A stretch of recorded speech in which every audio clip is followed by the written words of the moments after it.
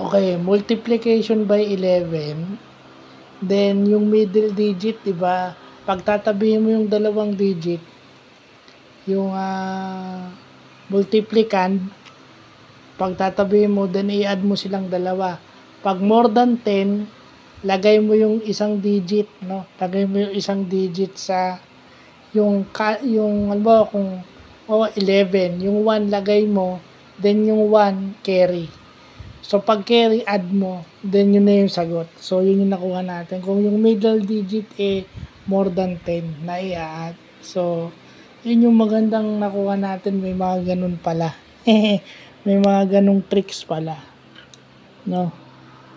So, magandang natututunan natin yung mga ganyan tricks.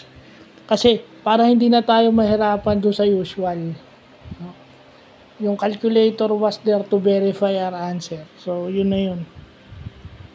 Kasi minsan, time consuming pag yung usual process ng multiplying numbers So, at least to, pabilis.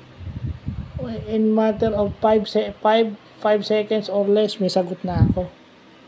So, yun lang po.